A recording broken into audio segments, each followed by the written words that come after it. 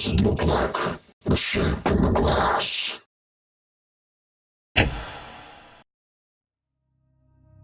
Hello everyone, welcome back to the Armory. I'm your host, Cura. Today in 5-minute reviews, we're going to take a look at the Arcane Studios smash hit, Prey. And spoiler warning, there are some spoilers ahead, so be prepared, and let's begin. On first glance, Prey is a little bit more secretive than most think it is. Other than it being a world-exploring adventure aboard Talos 1, the large space station that you're upon, the game is actually a reimagining of the Prey brand license, originally developed and held by Human Head Studios, until it was later sold and transferred to the one and only Bethesda Softworks. That's enough of the game's origin story though. Let's talk about the game itself. It's a first-person shooter, horror, and survive title where you play as Morgan Yu, the brother or sister, depending on your choice, of Alex Yu, who is the CEO of Transtar Industries, the ones who own Talos 1, the station you're upon, and is the shining jewel of the company. Until all hell breaks loose, and a loose-form alien lifeform known as the Typhon has managed to escape containment.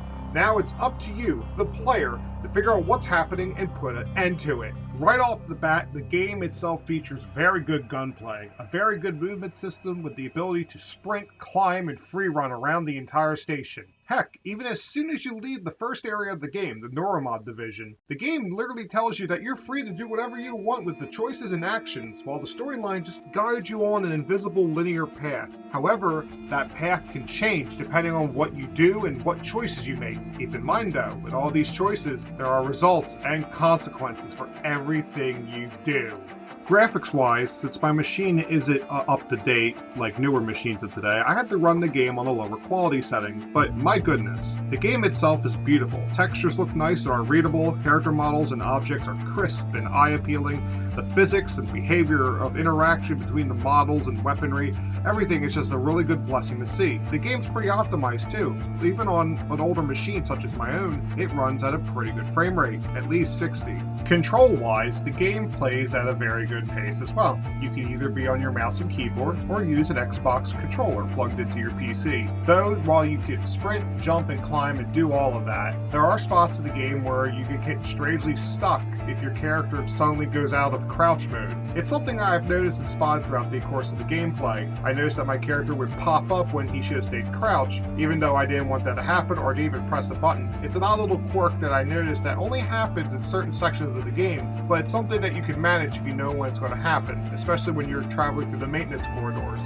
Now it's time for the story. The game is actually very solid in the story department. You have the main story of you trying to blow up Talos 1 to prevent the Typhon from escaping and preventing the next generation of humans from continuing on this research. It's your job too, but as you play, other characters and options will open up as you try to finish the game, causing other scenarios to appear and other outcomes that can change the storyline as you play.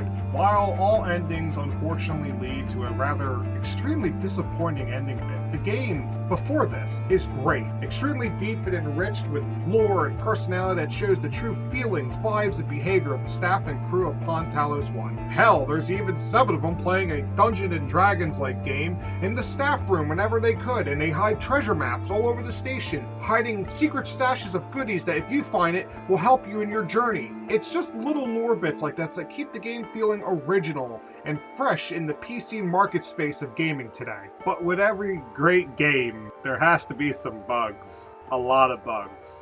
You know, it just works.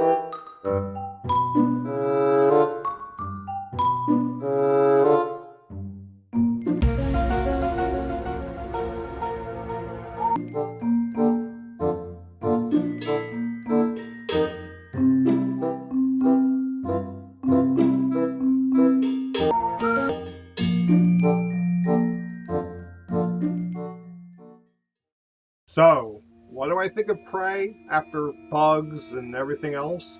I think Prey is a pretty okay game. It's a game that you can enjoy and play over and over as much as you want. It's very addicting to play. It's very enjoyable.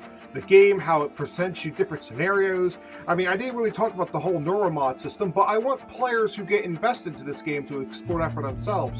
You could be human, you could be Typhon, you could be a mix, you could be anything you want. It's all depending on what your choices are. But like I said earlier in the video, choices are what define your story.